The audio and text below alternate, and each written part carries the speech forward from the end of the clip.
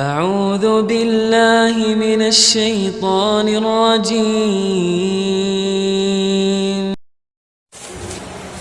Bismillahirrahmanirrahim. Assalamualaikum warahmatullahi wabarakatuh. Alhamdulillahirrabbilalamin. Wassalatu wassalamu ala man unzila ilaihi al-Quranul Karim wa ala alihi wa ashabihi wa man ittaba'ahu bi ihsanin ila yaumiddin. Puji dan rasa syukur kita sama-sama panjatkan kehadirat Allah Subhanahu wa taala. Alhamdulillah pada kesempatan siang hari ini Allah berikan kesempatan kepada Ustazah untuk bisa menyapa teteh-teteh semua yang insya Allah kedepannya akan bergabung dengan LTQ Baitul Ilmi ini. Teteh-teteh yang dirahmati Allah Subhanahu wa taala, kita berdoa bersama kepada Allah. Mudah-mudahan di waktu mendatang Allah Subhanahu wa taala mengumpulkan kita bersama untuk bisa belajar secara bertatap muka.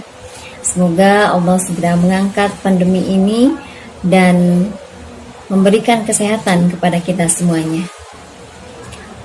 Pada kesempatan siang hari ini, Ustazah diberikan amanah untuk menyampaikan tentang pentingnya mempelajari ilmu tajwid. Ustazah yakin di antara teteh-teteh semua ada yang pernah belajar ilmu tajwid, ya.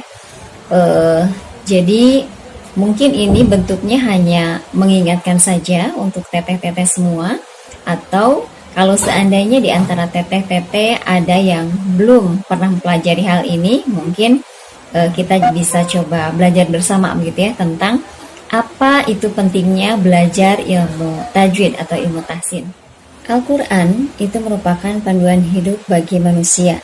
Oleh karenanya Rasulullah SAW memberikan contoh kepada kita tentang bagaimana seharusnya kita berinteraksi setiap hari dengan Al-Quran. Dan tentu saja saat kita berinteraksi dengan Al-Quran, saat kita membacanya, saat kita menghafalnya, kemudian mengamalkannya, kita harus menyelaraskan diri, kita harus menyesuaikan diri sesuai dengan apa yang dicontohkan oleh Rasulullah dan para sahabatnya.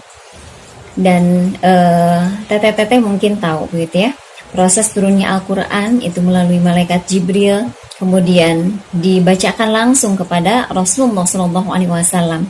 Dan seperti itu pula lah saat kita harus mempelajari Al-Quran.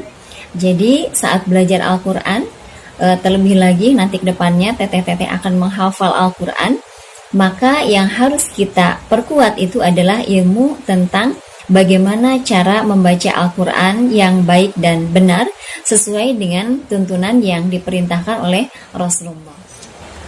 Hal yang lainnya yang menjadi penting bagi kita, kenapa kita harus belajar ilmu Al-Quran adalah pertama, kalau kita melihat Rasulullah, tadi Rasul berguru langsung kepada seorang malaikat Jibril.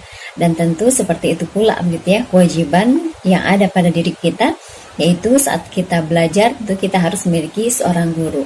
Dan yang berikutnya, kenapa kita harus mempelajari ilmu tajwid ini, ilmu Al-Quran ini? Karena kita bukan orang Arab, yang lidah kita mungkin tidak terbiasa dengan pelafalan-pelafalan sebagaimana mereka orang-orang Arab di dalam melafalkan ayat Al-Quran. Oleh karena itu, kita sangat butuh untuk kemudian mempelajari bagaimana tata cara belajar membaca Al-Quran yang baik dan tepat. Baik. Berikutnya, supaya teteh-teteh semua mendapatkan gambaran apa itu ilmu tajwid atau apa itu tahsin, Ustazah akan coba memberikan sedikit penjelasan ya terkait dengan apa itu ilmu tahsin atau tajwid ya. Tajwid secara bahasa artinya adalah memperbaiki, atau yang dalam bahasa Arab disebut dengan tahsin. Bisa diartikan memperbaiki, bisa diartikan membaguskan ya. Intinya ketika kita melakukan mempelajari ilmu tajwid, atau sekarang ini lebih sering dikenal dengan ilmu tahsin, berarti kita sedang belajar bagaimana tata cara membaca ayat Al-Quran itu dengan baik dan benar ya. Nah, jadi tadi tajwid itu artinya adalah memperbaiki atau membaguskan. Adapun definisi tajwid secara istilah di dalam kitab, di dalam buku panduan yang kita gunakan, yang akan nanti insya Allah teteh-teteh pelajari di sini, salah satunya adalah Di sana disebutkan ikhraju kulli harfin min makhrajihi ma'a i'ta'ihi haqqahu wa mustahaqqah. Jadi tajwid itu adalah mengeluarkan setiap huruf dari tempat keluarnya dengan memberikan hak dan mustahaknya. Artinya, seluruh huruf hijaiyah itu memiliki tempat keluarnya masing-masing dan kita harus melafalkan sesuai dengan makhrajnya tersebut, sesuai dengan tempat keluarnya tersebut, ya. Dan di situ tadi disebutkan ada yang dimaksud dengan hak huruf. Hak huruf itu adalah sifat yang selalu bersama dengan huruf tersebut. Misalnya, melafalkan huruf lam. Lam itu cara melafalkannya ujung lidah kita diangkat. La, itulah yang disebut dengan hak pada huruf lam. Hak dia untuk dilafalkan dengan cara seperti itu, dengan cara ujung lidahnya diangkat dengan atau ke atas langit-langit. Kemudian adapun yang dimaksud dengan mustahak huruf itu adalah sifat yang nampaknya sewaktu-waktu saja. Artinya, kita tidak selamanya membaca nun sukun atau tanwin itu dengan bacaan yang jelas. Tergantung ada huruf apa di depan nun sukun atau tanwin tersebut. Kalau di depan huruf nun sukun itu terdapat huruf idhar, berarti kita akan bacanya dengan cara yang jelas. Dan kalau seandainya di hadapan huruf nun sukun atau tanwin itu bukan huruf idhar atau huruf selainnya, bisa jadi kita membacanya adalah dengan cara mendengungkan bacaan atau melebur bacaan, seperti itu.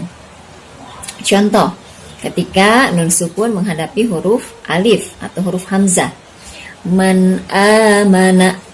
Jadi bunyi nun itu terdengar dengan jelas, ya. Namun berbeda dengan saat ustadzah membacanya mayyaqulu,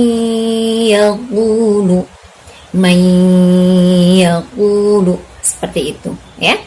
Nah, ini tentu saja dilafalkannya dengan cara yang berbeda dengan yang tadi. Atau antum, antum, ya, ini pun berbeda. Nah, itu yang dimaksud dengan mustahak huruf. Artinya sifat yang nampak sewaktu-waktu. Artinya huruf nun sukun itu atau tanwin itu tidak selamanya dibaca dengan pola yang sama. Tergantung pada saat itu sifat yang harus kita tunaikan, yang harus kita berikan itu hukumnya apa. Baik. Kemudian alasannya apalagi yang itu bisa memperkuat kita untuk berusaha belajar ilmu tajwid ini. Tentu saja karena ada perintah dari Allah Subhanahu wa taala. Di dalam Quran surat Al-Muzammil ayat ketiga Allah menyebutkan warattilil Qur'ana tartila, dan bacalah Al-Quran itu secara tartil. Nah, ini adalah merupakan perintah dari Allah Subhanahu wa taala untuk membaca Al-Quran dengan bacaan yang tartil, dengan bacaan yang benar. Kemudian selain itu, Rasulullah SAW pun memberikan perintah, ya, memberikan perintah kepada kita ketika Rasul menyebutkan Iqra'ul Qur'an biluhunil arabi wa ashatiha. Bacalah Al-Quran itu sesuai dengan dialek orang Arab.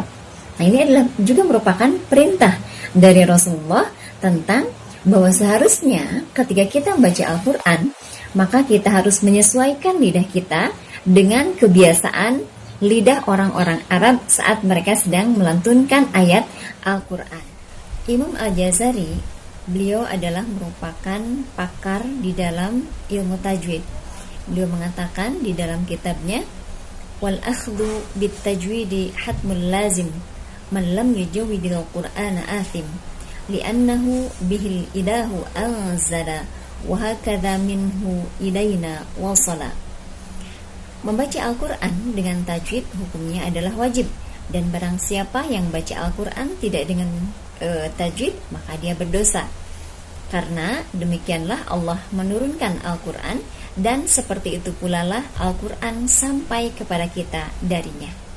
Nah, ini adalah merupakan satu keterangan, ya, dari seorang pakar ilmu tajwid yang menyebutkan tentang wajibnya kita mempelajari ilmu tajwid ini atau ilmu tahsin ini. Lalu yang berikutnya tujuan kita di dalam mempelajari ilmu tajwid itu adalah sonu lisani 'anil lahni 'inda tilawatil Qur'an. Menjaga lisan kita, menjaga lidah kita agar tidak tersalah di dalam membaca Al-Qur'an. Karena pada dasarnya kesalahan di dalam baca Al-Qur'an itu ada 2 poin, ada 2 macam, ya. Ada yang disebut sebagai kesalahan yang ada juga yang disebut sebagai kesalahan yang khafi, kesalahan yang tersembunyi. Yang ini hanya akan diketahui oleh mereka orang-orang yang pernah mempelajari ilmu tajwid secara mendalam. Nah, tentu kita harus menghindar dari 2 kesalahan ini, ya. Karena khawatirnya kita membaca dengan bacaan yang salah, maka itu akan sampai merubah arti yang tentu saja itu pasti tidak diinginkan oleh Allah Subhanahu wa taala. Ada juga yang disebut sebagai kesalahan yang khafi, kesalahan yang tersembunyi. Yang ini hanya akan diketahui oleh mereka orang-orang yang pernah mempelajari ilmu tajwid secara mendalam. Nah, tentu kita harus menghindar dari 2 kesalahan ini, ya. Karena khawatirnya kita membaca dengan bacaan yang salah, maka itu akan sampai merubah arti yang tentu saja itu pasti tidak diinginkan oleh Allah Subhanahu wa taala.